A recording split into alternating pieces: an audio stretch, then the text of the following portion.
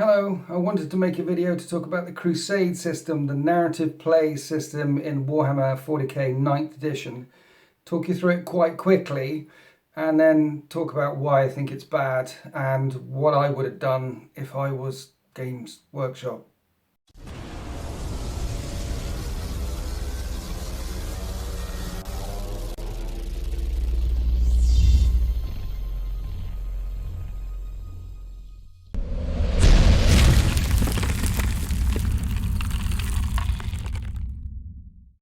So this is a video I've been delaying making because I couldn't find the motivation to go through the entire Crusade system, and in this video you're not going to get someone going through the entire Crusade system. I couldn't find the motivation because I don't think it's very good.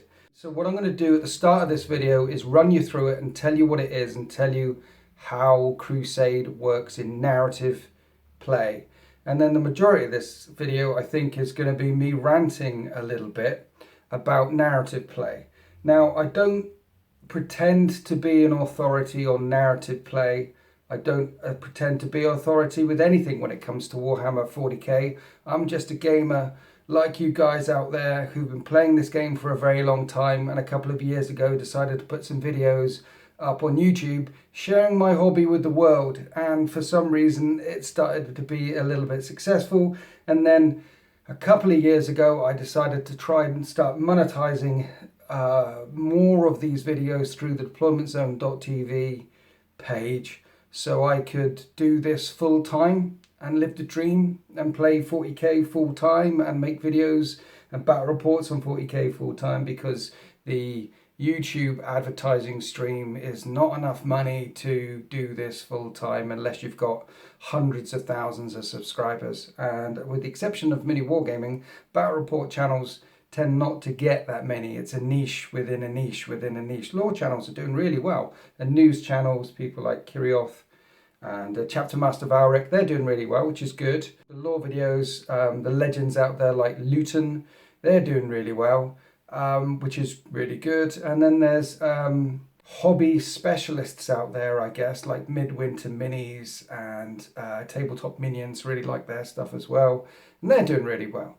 And hopefully those guys are making enough money on YouTube to be able to pursue a hobby full time, which is great. Battle reports, on the other hand, there's only a couple of us, literally 2 or 3 people in the world that are managing to do this full time, and I'm not there yet. But if you want to support me, I encourage you to support me at deploymentzone.tv, or there's a Patreon link below which unlocks the Discord. Now, Crusade, let's go into Crusade. Like I say, I'm not a expert, I'm just a dude, and there's some people, and it's just an opinion, and there's some people out there who are gonna hate what I say. The haters are always going to hate, and then they're the people who are going to disagree with the opinions that I have and think that the narrative system is awesome. And so, yeah, so because it's an opinion piece, this video, I'm aware of the backlash that this might cause, but it's just my opinion. I do, however, really like narrative. When I opened up the 9th edition rulebook, the first thing I did was I didn't flip to the rule section and read all the way through the rules to find out how the game had changed. The first thing I did was read through all the 190 odd pages at the start, the 100 plus pages at the start, on the narrative and where the where the story has changed. Spoiler alert, it hasn't changed. In 8th edition, they ripped the galaxy in two, and Primarch came back, and the Great Rift, and all that sort of stuff. In 9th edition, not a lot happened. But I read that first because that's the thing that I was most interested in. And then after that, the second thing I read, I went straight to the Crusade system and right, narrative play. Let's see what the impact is, what has happened with narrative play. And I read it through twice and I was like, oh, oh dear. They seem to not know what narrative play is for, from my point of view, from my opinion, or not seem to. Rules writers wrote the rules for narrative play, and what match play people want is they want a tight rule set as possible. And what 9th edition is 8th edition, which is what I think is one of the best rule sets that 40k has come up with. It's 8th edition improved. It's an easy, quick to play edition, and it's been improved. That's what 9th edition match play is. They've tightened it up and they've made it more competitive. They've made it more fair in places. And so I think probably 9th edition rule set is probably the best edition rule set of 40k that I've played. And I've played a couple of games now, and I think it's probably the best edition I play. I really like the reintroduction of reserves. I really like the reintroduction of terrain and how it interacts with terrain. Feels much more part of a feature of your battle grid now. So I really enjoy that. There's quite a few little tweaks and turns in 9th edition, which just seems to make it a better, tighter, more competitive, more fairer edition of the game, which is good. But they seem to have given the Crusade system to rules writers, and they've written lots and lots of rules around narrative. And narrative players, in my opinion, don't want lots and lots and lots of rules. It's like you have to learn the 9th edition rule set and then the Crusade system rule set on top of 9th edition. Narrative players want a sandbox to play in, want to have fun, want to do historical recreations, or narrative players want to think, hey, what would it be like to fight on a zero-G world? Or what would it be like if X or Y? Or what would it be like to play match play and to play competitively? You don't have to have a conversation beforehand. You can turn up at a tournament and play based on the rules and based on the missions in the books. You can turn up at your local gaming club and say, hey Timmy, what are we playing today? Well, let's play this mission. Okay. And then you can just play. Narrative players tend to have a conversation beforehand about, okay, in this occasion, what we're going to do is. And so I think there's almost a fundamental difference in approach. If there's 3 different ways of playing, then there's 3 different goals in mind. Open play is do what you want, and it tends to be for people who are either new to the game or very part-time gamers. Just open play. You bring what you want, I bring what I want, we'll fix it on power level and just go. That's open play. That's great. There's a good introductory route into the hobby. Match play is for those people who want to have as tight a rule set as possible and make sure their points, they won't play power, match play people most of the time. They want to have points to have as balanced game as possible. They want those random moments reduced as much as possible and compete with their opponent to see who's better at the game. And that's why tournaments follow the match play rules to find out who is the best at the game, who is the best in faction. Narrative players also, most of the time, would like to win, but it's not necessarily the primary goal or the only goal of a narrative player. Indeed, narrative players don't really mind if the game is imbalanced. There was lots of narrative missions in the 8th edition rulebook, where wave after wave after wave of attackers came on the battle grid, and then the defenders just have to hold on.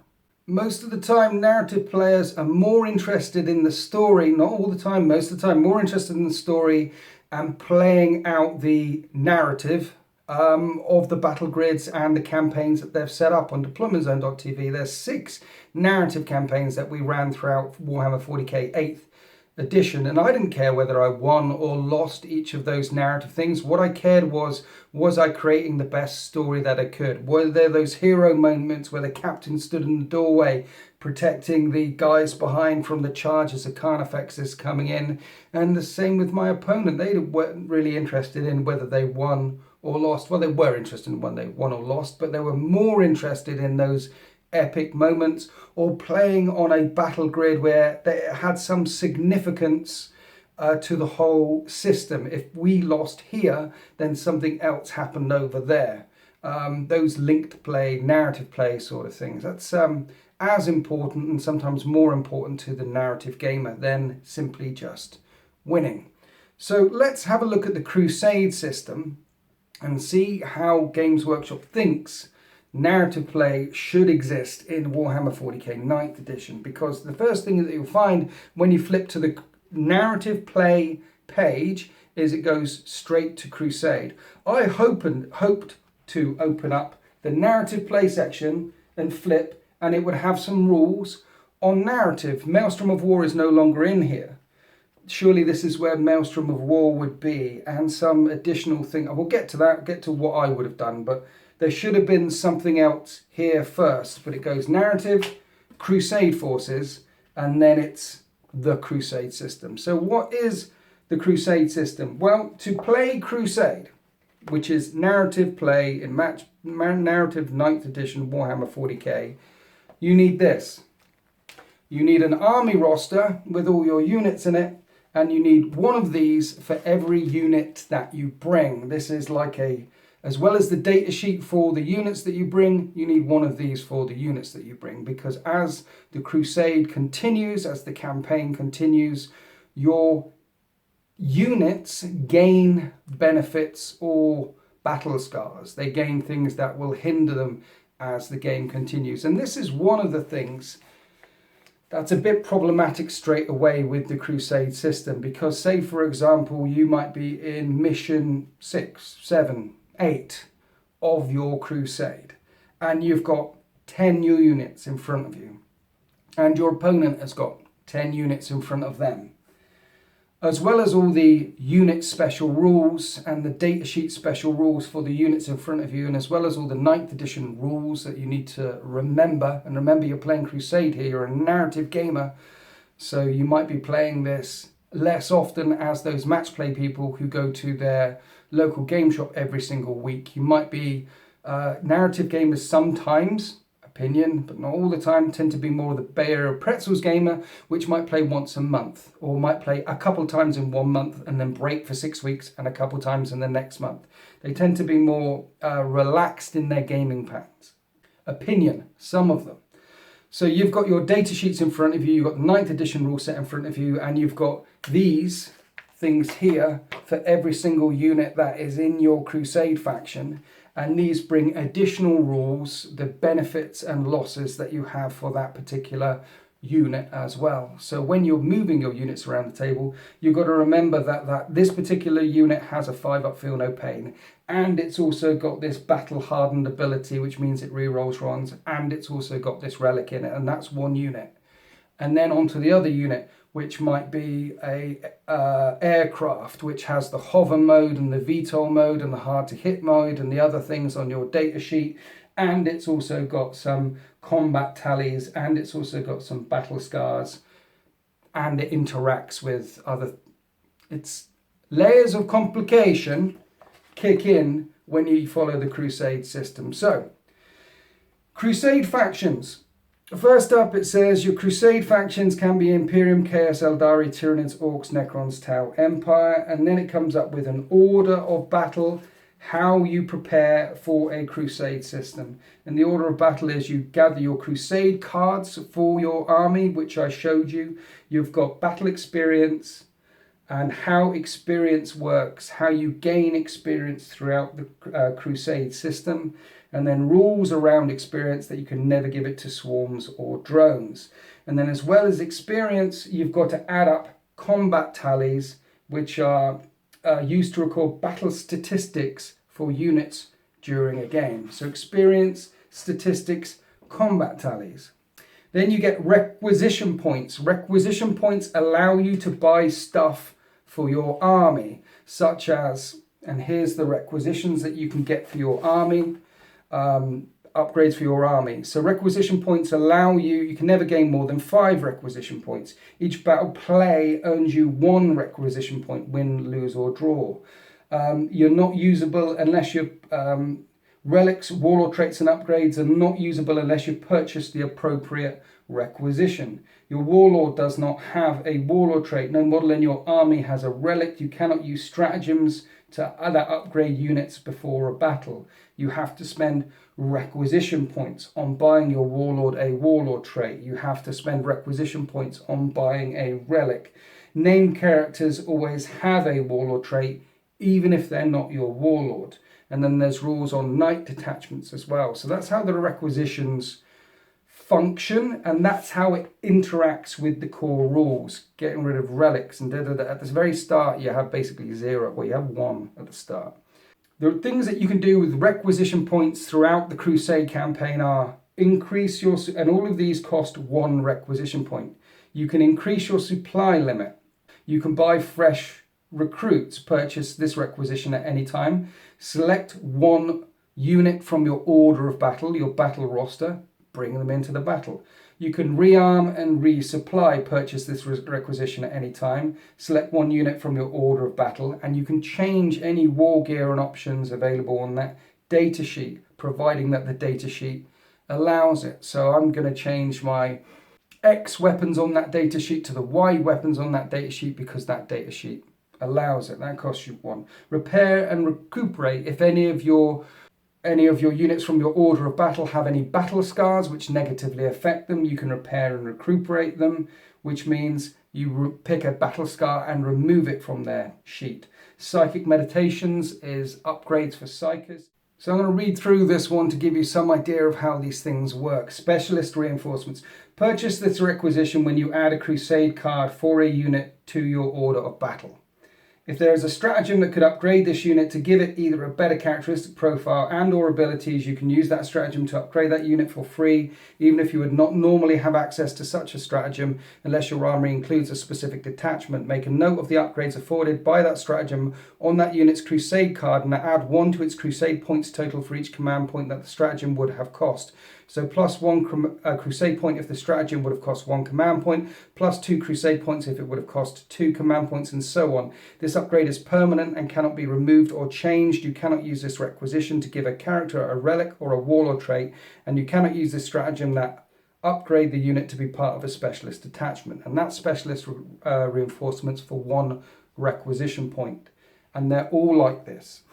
So if you love rules, and if you love this kind of detail, the Crusade system is for you actually. If you want a detailed, almost matched play-esque way of building a campaign with you and your opponent, which is as fair and as equal as possible, then this is the system for you. And in my opinion, this isn't what I would have done, but if that's what you want, then in your opinion, this is probably awesome. 1 requisition point for a warlord trait, 1 requisition point for a relic. Ranks and battle honors. Your units will get ranks depending on the experience that they gain, and they can pick or you can roll from the battle honors over here. And there's 6 battle honors, battle traits for units, for character units, for monster units, for vehicle units, and any other unit.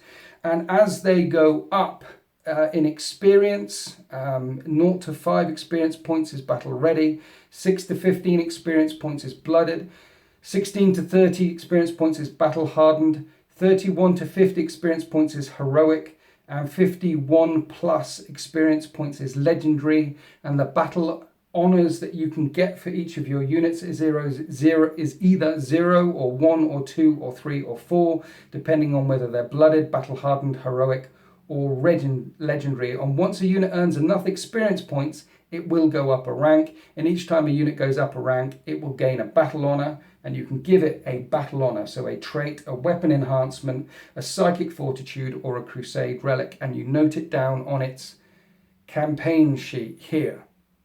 So you may have a battle hardened unit of troops. They can have 2 battle honors, and you may have chosen to give them 1 weapon enhancements and 1 battle traits, because you've got 2 battle honors that you can give a battle hardened unit.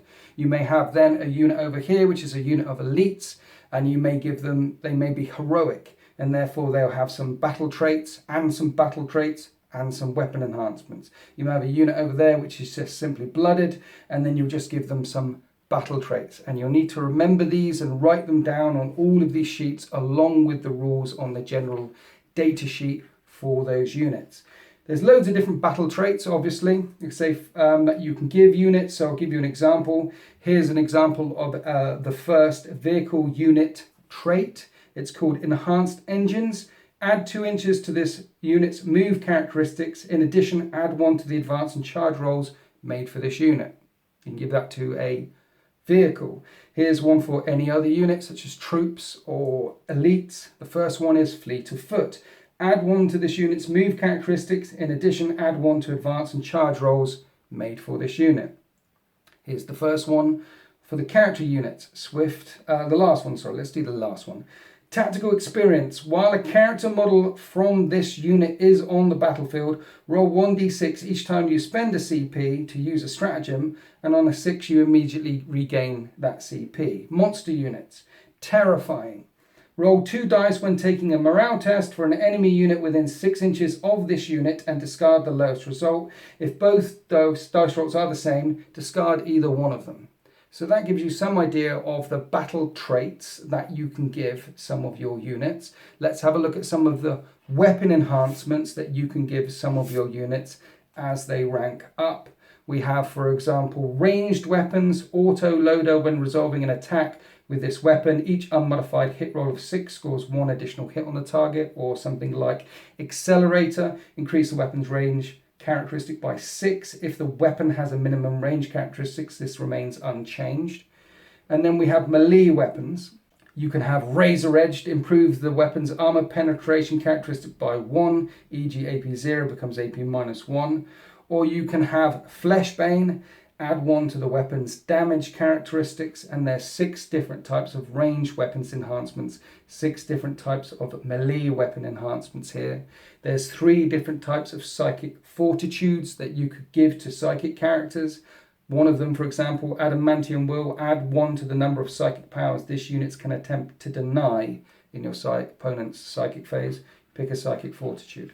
So that gives you some idea of some of the upgrades that you can give to your units as they rank up, and you can give them 1, 2, 3 or 4 upgrades as they gain experience as the Crusade battles continue.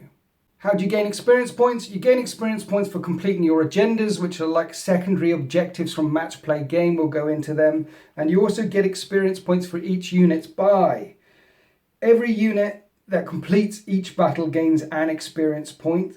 Then you've got Mark for Greatness. Select one unit that was part of your army for this battle, and that unit gains 3 experience points, as one is the 1 for just taking part in the battle.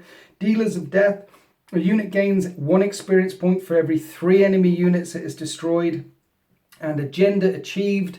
That's the experience points for completing your agenda. So each unit gets experience points when they take part in the battle, and you've got agendas as well. However, you've got take out of action tests. If a unit has been destroyed during the battle, you roll a dice. On a 2 up, nothing happens. And on a 1, you can apply Devastating Blow or Battle Scar to that unit. If you apply Devastating Blow to that unit, then they lose experience points, up to D6 experience points to a maximum of 0, to a minimum of 0, sorry, on that unit. So unit got wiped out, you rolled a 1, it's like, damn, I rolled a 1, okay, I'll just take the experience points away from there, or D6 experience points away from there. Or you can apply a Battle Scar to that unit, and the unit's Crusades card must be updated to represent that that unit has a Battle Scar. What are Battle Scars? These are Battle Scars. They're just like the upgrades that we talked about earlier. So a unit's been destroyed, you rolled a 1 on it. It's like, I don't want to lose an experience on that unit because they're just 1 or 2 experience points away from leveling up to the next level. And once they level up to the next level, I can now buy another battle trait for that unit. So instead, what I'm going to do is apply a Battle Scar to that unit. Battle Scars might be Walking Wounded, subtract 1 from this unit's move characteristics. In addition, subtract 1 from the advance and charge rolls for this unit. Or they might be Weakened Armor. Each time this unit is hit by a weapon with a strength characteristic of 8 or more, this unit suffers 1 mortal wounded in addition to any damage. So on your Crusade datasheets, you're going to have the upgrades that each of these units have as your Crusade continues, and any that were taken out of action and that you've chosen to apply Battle Scars to, they'll also have these weaknesses, these negatives that also apply to that unit as well. So you'll have pluses, and potentially you'll have pluses and a couple of pluses and maybe 1 or 2 minuses. Or you could choose, in fact, to have only pluses on your data sheets, and whenever you have units that are out of action and you roll that 1, instead of giving them Battle Scars, you just choose not to give them experience points. Remember as well, you've also got your whole roster here. So you can choose not to bring those units back on again. You can, well, they've been battle scarred or they're not ranking up very quickly. I'm not going to use those ones. I'm instead going to spend requisition points and bring on a different unit for this crusade instead. So that's how you get experiences. You get them for each battle and completing your agendas. What are agendas? Basically, agendas are like the secondary objectives in match play games. So in 9th edition, in match play, there's two ways of scoring victory points. You score your victory points by completing the mission objectives, such as capture these objectives. But you also get victory points for completing secondary objectives, such as destroy more of your opponent's army or line break, something like that. So secondary and primary objectives are a thing in 9th edition match play. In Crusade mission pack, there are agendas and then there are the match play, then there are the narrative play objectives. The narrative play objectives will tell you whether you've won or lost the game. So in supplies from above, or narrow the search, or retrieval, these missions from the Crusade pack, if you win them, you'll get requisition points for your army, and requisition points allow you to buy fresh recruits, rearm and supply, increase the supply limits, repair and recruit rate. You'll get those. Those are the benefits for winning Crusade missions in 9th edition. You win, you get requisition points, you can affect your overall army. The secondary agendas are like secondary objectives in match play games. You pick a bunch of different agendas, and the number of agendas you have depends on the size of the mission. It's either 1, 2, 3 or 4. So at 1,000 to 2,000 points, you have 3 agendas. And if you complete those agendas, you get experience points, as we mentioned earlier, which can upgrade your units. There are 4 types of agendas: Purge the Enemy, No Mercy, Respite, Battlefield Supremacy, Shadow Operations. 5, there's Warcraft as well.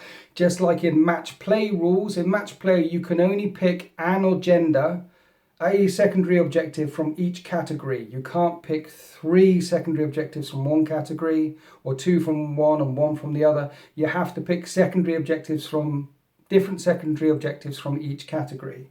For agendas, you have to pick only one agenda per category.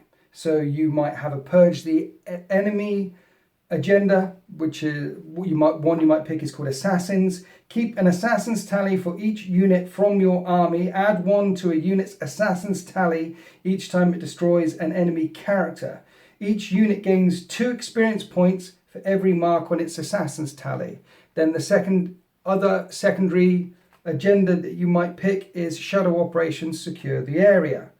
Keep a Secure the Area tally for each unit from your army. Add 1 to the unit Secure the Area tally each time it successfully completes the following action. Secure the Area action. 1 infantry unit from your army, excluding characters, can start to perform this action at the end of your movement phase if it is within 6 inches of the center of the battlefield.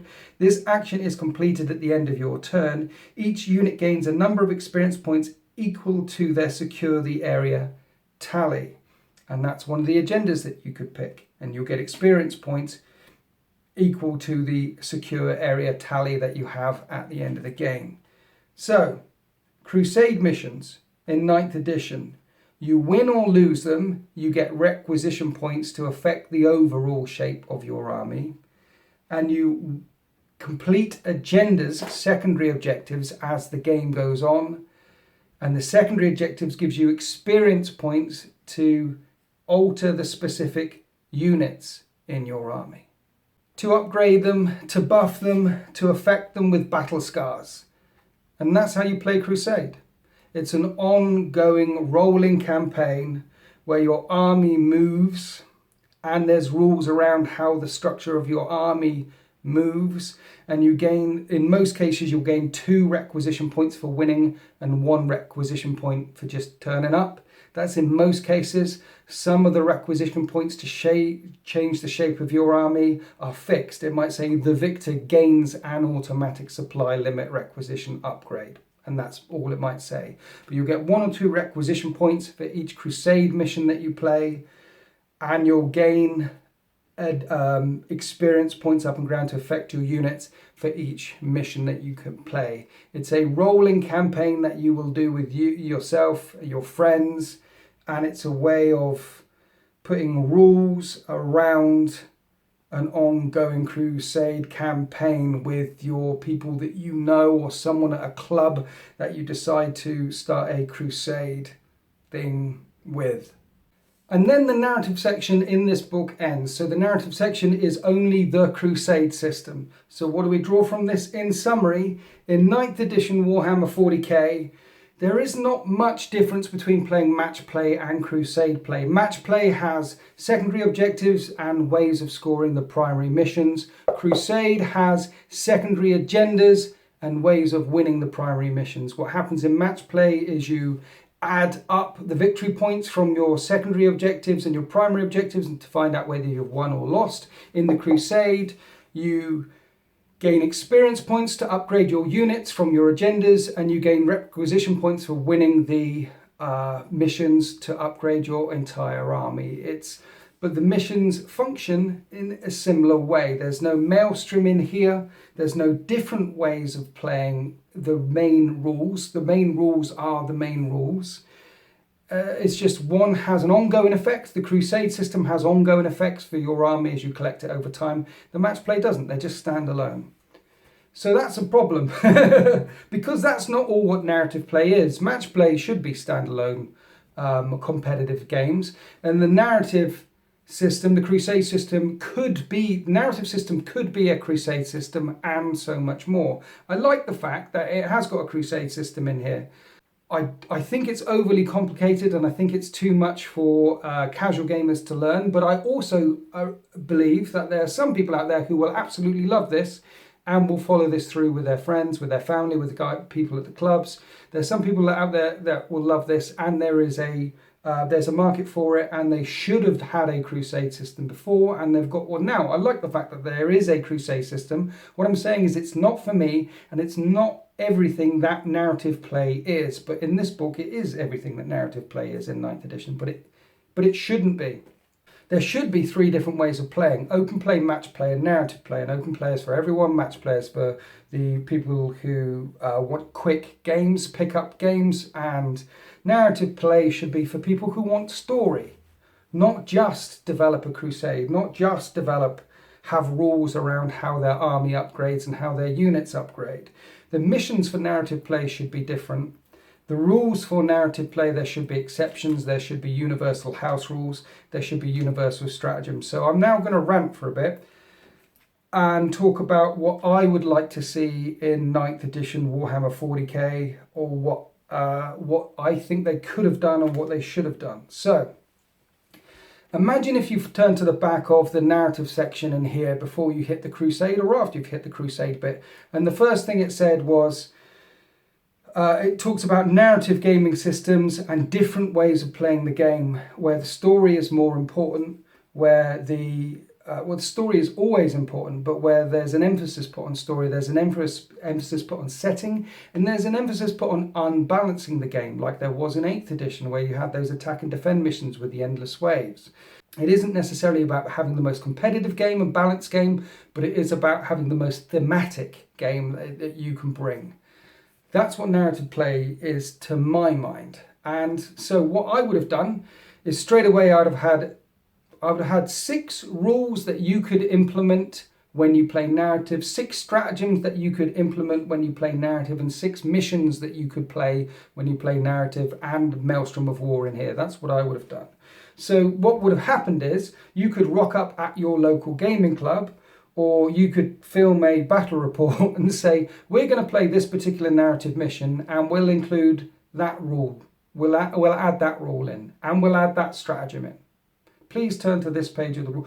So in narrative play, you could say, we're going to play Maelstrom of War with our cards because we like them. We like the random element of the cards. We're going to play Maelstrom of War game X, and we're going to introduce rule 1 and 2 from the narrative gaming system, and we're going to try them out. In 8th edition, you had the core rules, and there were some restrictions on playing match play games. Here are the restrictions.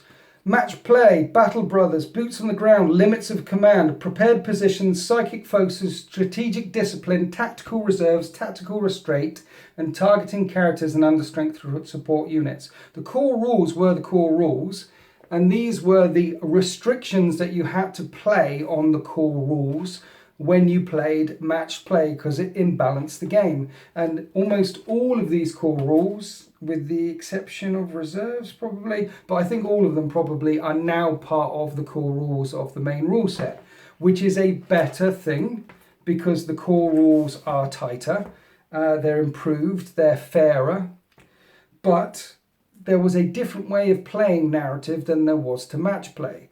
So what you could do is have 6 core rules in here, or 6 ways of adding rules to the core rules for when you play narrative play. Here's an example. How about a core rule? Here's 6 examples. Let me think of some. And I have thought of this. One could be psychic focus. When you play narrative play, you may choose to introduce this rule. Your psychers know all the psychic powers available to them, and you can cast more than the same psychic power in the same, more than once, the same psychic power in the same phase. And that's a rule that you introduce. So at the moment, the only psychic power that you can cast again and again and again is Smite, and then your psychers know 1 or 2 powers. Why can't my Space Marine librarians in a narrative game cast as many powers? They'll cast 2, they're Space Marine librarians, but why can't they know all of their powers? And if I want this one over here to cast Null Zone and this one over here to cast Null Zone, I can cast Null Zone. But my opponent can too. Make that a rule. Psychic focus, you can do that. Here's another rule. Modifiers of greater than -1 or plus. In 9th edition, your modifiers can only go up or down 1.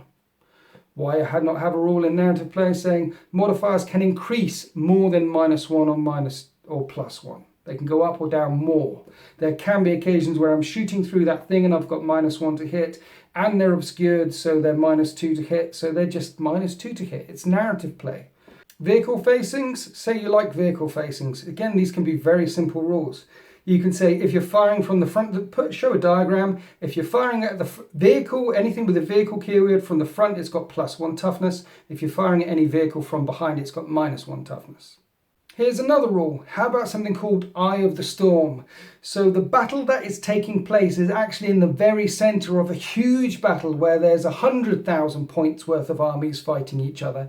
And in the Eye of the Storm rule, reserves can come on any board edge at any time in turn 1 or turn 6, because they're just over there. They could be coming on that way. The plane could come on that way. Something could teleport in turn 1. So in this narrative game, we're introducing the Eye of the Storm rule. Reserves any turn, any board edge, any time.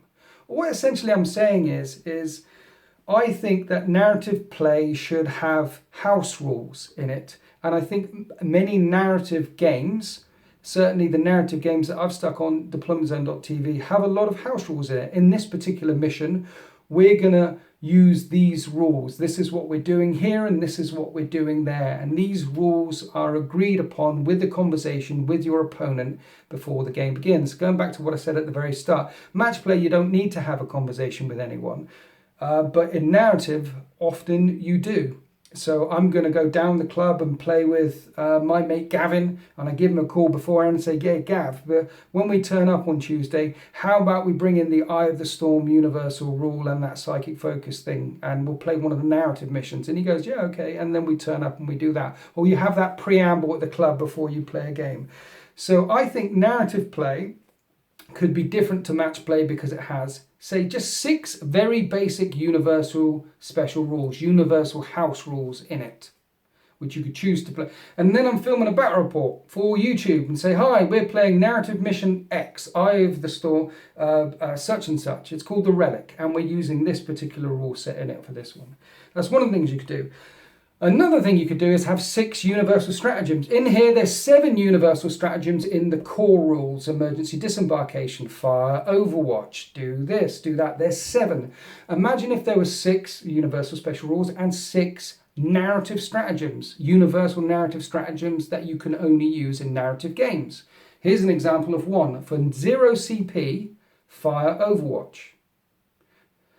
Oh, going back to the universal special rules thing, before we get to, because you could say, oh, I can only do that once.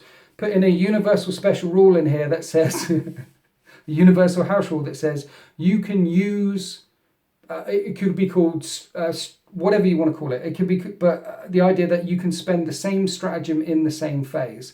Why can't my Imperial Knight Iron Shield save and then rotate Iron Shield over there in the same phase on that knight and rotate Iron Shield save on that knight over there? Why can't my unit over here do X and that unit over there also do X? Why can't I spend my CP on Veterans of the Long War here, Veterans of the Long War, Veterans of the Long War there? Yes, it would feel turbo broken in some cases, but it's narrative. Say your whole army is a Veteran of the Long War, and also your opponent has the ability to spend the stratagem here and the stratagem here and the stratagem here. So a universal house rule called gloves off stratagem, whatever. And you can use the same stratagem in the same phase as many times as you have the CP for. That could be a universal special rule for narrative play as well, which makes the game unbalanced, but who cares, it's narrative. So going back to the 6 universal stratagems, one of them for 0 CP could be Fire Overwatch. So Fire Overwatch comes back again. Yes, but what about my Tau? Well, Tau have support in fire rules, so they still have that thing. Here's another thing. Prepared positions isn't in here anymore. Why not have a stratagem called Orbital Bombardment that the attacking player can do, and it costs 2 CP, and it's a bit broken, but it's narrative, and I'm spending 2 CP on it, and I might be able to do mortal wounds to a lot of your army before the game begins, called Orbital Bombardment. But there's also a 2 CP stratagem that the defender can use called Prepared Positions. It's gone. If the attacker can choose to spend the CP to orbital bombard something, then maybe the defender can choose to spend the CP to say, right, I'm dug in, my positions are prepared. Maybe I won't use the 2 CP to orbital bombard you because you've chucked lots of stuff in strategic reserves. Here's another universal rule, going back to the 6 universal house rules. Here's one of them as well that you could bring in. Unlimited reserves.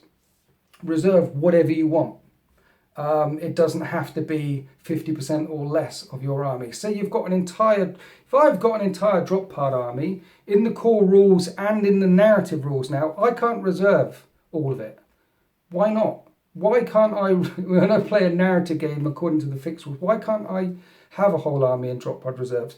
Because it's broken, okay? It's broken, but it's narrative. I'm not trying to smash, it's in narrative play, I'm not trying to smash my opponent into oblivion. I'm trying to recreate a drop site such and such. And the victory conditions for this game aren't I smash them into oblivion. The victory conditions could be a... Yes, so 6 universal stratagems as well. Prepared positions, orbital bombardment, fire overwatch. Other universal stratagems could be orbital strike, where you point at an item of terrain and pick it up and move it from the battlefield because it's just got blasted into oblivion, and any unit that was on there could suffer mortal wounds as they spill out onto it. The universal stratagems for narrative play don't necessarily have to be fair or balanced. They just have to be really cool and have a story to them, and you or your opponent could choose to use them. I'm going to blast that ruin from space, or I'm going to do tear it apart from underneath because it's Tyranids coming up and they drag it down into the earth. The tunneling systems of a Trigon and all the Raveners, and all your units have to spill out, and on ones they die or something from mortal wounds, or just cool stuff. Universal stratagems that are cool. Okay, so we've got examples of different rules that you could apply. We've got examples of different stratagems that you could apply. And the other thing we could add is examples of different types of battlefields that you're fighting on, which you could apply to any mission. So we're fighting this mission, but we'll apply that universal special rule, we'll apply that stratagem, and we'll apply this type of battlefield. This is the type of battlefield that we're fighting on. They've got to be simple again, stripped right down, make it very simple. Here's a city fight battlefield, and on a city fight battlefield you get +3 inches if you're moving only on roads. And if you're on 2 levels above and you're firing down, you get plunging fire, +1 AP to your guns. And that's it for city fights, and maybe a third rule as well for melee, and leave it like that. You could have a rule for fighting during an apocalypse, fighting during a massive planet strike where there's missiles raining down from the sky, or where the ground itself is ripping apart. The world is ending. If you're fighting on a world-ending battlefield, your opponent can roll X number of dice a turn, and on sixes he can pick a unit, and those units suffer D3 mortal wounds every single turn as stuff hits them from orbit. Some way for me to do mortal wounds to you and you to do mortal wounds to me completely randomly as the battle goes on. So the war of attrition is absolutely atrocious. Very simple rule section there. How about fighting in a warp rift or fighting in the Eye of Terror as well? We're using this particular mission, but we're going to fight on this particular battlefield. And when you fight in the Eye of Terror, it's got all sorts of weird stuff to Psychers. So Psychers always perils on a double all the time. However, it costs you half as much warp charge to get off a psychic power. And your Psychers can always cast one more power than they normally can. So all the Psychers can cast an extra power, but they've got more chances of periling, but it's easy for them to cast powers. And we're fighting in a warp rift because the warp. Ooh. And have 6 of them. 6 different types of battlefields that you fight on. And when you play a narrative game, you can choose whether you're fighting on that particular battle grid, and you can choose whether you bring in these particular stratagems. I go back to what I said earlier on. Essentially, they're house rules. Narrative players do this all the time. But there could be some examples and some hints and some tips. There could be some official GW house rules that me and Timmy or me and Gavin play when we go down the club and we know what they are. Have a look on page 336, the one in the top left corner. We'll do that one this Tuesday. Okay. Then after all of that, the other thing they could have put in this book, and the other thing I want to see come back, is Maelstrom of War. Now I'm hoping that next year, because of all these missions in here through Crusade, says Crusade mission, Strike Force, Crusade missions, cut off the head, Crusade mission. I'm hoping that next year we're going to see, and this would be very Games Workshop, we're going to see a supplement come out called Maelstrom of War, where Games Workshop launch Maelstrom of War one more time and sell cards to everyone all over again. It would be very Games Workshop, wouldn't it? When all of a sudden they release a new supplement for something that we already had and resell us cards for all the things that we already had. But I would buy it, because I like Maelstrom of War, and I think Maelstrom of War was one of the best additions that Games Workshop made to the game for a very long time. I think it helped change the dynamic of the game and brought in some random elements. I didn't know in turn 2 what I needed to do to score in turn 4 because I hadn't got my cards for turn 4. So I had to bring a malleable list which I knew could do stuff in turns 4 or 5 to help me score points. I needed to bring some variety to my list because of Maelstrom of War. So I can see Games Workshop relaunching Maelstrom of War in the future and selling us all these things again. It's very Games Workshop, but they didn't have to do that. It could have been in here. It could have been in the narrative rule section in here. So I think that the narrative play section in here missed a trick. I think that open play, match play, narrative play are the same game systems, but different mindsets and different ways of playing the game. Open play, do what you want. Match play, competitive. And narrative play, whoever wrote the rules, I think what they did is they turned around to the rules writers and said, hey, you're rules writers, write rules for narrative. And that immediately, the narrative part of me immediately thinks, ooh, the last thing most narrative players want is lots and lots of complicated rules. You'll notice as I was ranting, I said, let's have just 6 and let's make them basic. Let's just have 6 stratagems and make them basic. And you may choose to include 1 or 2 or all of them. And let's have 6 basic rules, and you may choose to include 1 or 2 of them, or indeed all of them. So I think the Warhammer 40k universe is a vast, galaxy-spanning universe with many different battles, many different stories erupting all across the whole galaxy out there, from Tyranids to Necrons to the Imperium of Man. And I think the narrative play section in this book should be like a play pit, should be like a sand pit, with lots of different ways of adding rules or adding scenarios which allow you to experience that sand pit, allow you to experience that diversity, that different ways of playing, those different scenarios, those different narratives as much as possible. Hey, have you ever wanted to play on a death world?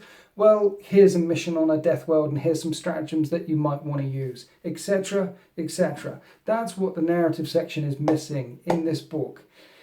Instead, it's this fixed Crusade system, which will work for some people and will be awesome for some people, but it's not all that narrative play is. I think 9th edition is the best edition for match play rules that there have been, that I've seen for some time, having read it and read it again and played a couple of games. I thought 8th edition was a beautiful rule set, trimmed down, and it brought so many people back into the hobby. And Games Workshop shares went through the roof, didn't they? They were like plus 170. How much of the share price of Games Workshop increased because of 8th edition? And all the people flocking back because 8th edition was a simplified rule set with all the indexes and the new model range that came out. There were so many people who had left the hobby who came back in 8th edition, and I'm sure there's a chunk of people watching this video who left the hobby and came back in 8th edition because it was just such a good rule set. And 9th edition is an improvement on that rule set. It's the best match play edition that I've seen. Now, all those people flooding back into the hobby in 8th edition weren't flooding back to suddenly play tournaments. They weren't flooding back because they wanted to compete as quickly as they could with Timmy and Gavin. They were flooding back to the hobby because they loved the hobby. And this is an improvement on that. But what they've missed is the narrative side of things. They've improved the match play element really, really well to the best edition, but they haven't put that kind of focus, that kind of dedication, that kind of thinking behind the narrative rule set, the narrative system. Instead, they've created a narrative rule set for Crusade play, and that's not what it's all about. And I'm going to shut up very soon because I'm aware that I'm repeating myself here. What narrative play is about is imbalance sometimes. What narrative play is about is weird scenarios sometimes. What narrative play is about sometimes is having a maelstrom of war, or fighting on a death world. Or narrative is not necessarily about balance. Narrative is about story and epic moments, and that's missing. And that's why I think it's particularly frustrating, and that's why I think I had to do this video, because it's so good in one area, but at the other end of the pendulum, at the other end of the spectrum, it's not. It's good for a rule system Crusade narrative, but it's not good for the sandpit, play pit, flexible, malleable system that narrative players want. It's not good from the point of view of, hey, here's some ideas, we'll throw them at you, you can catch them and run with that ball and bounce and have fun with that ball. Do you know what I'm saying? It's really good one way, it's not very good the other way. And that annoys me. I find it so frustrating. We all saw the 8th edition rule set and saw where there were gaps in it, didn't we? We thought, well, why can't I reserve? And why can't my flyers go off the table? And why does terrain not really have an impact? We saw those gaps, didn't we? We all saw them, and they addressed them. They addressed them in this 9th edition rule set. We saw them in 8th, they addressed them in 9th. Brilliant. There are gaps in the narrative side, and they haven't addressed those. It's like they know what open play is for, what they know what narrative match play is for, but it's like they don't know what narrative play is for. Anyway, don't know if you can hear that, but that's an ice cream van turning up, and I want an ice cream. So thanks for listening. Happy wargaming.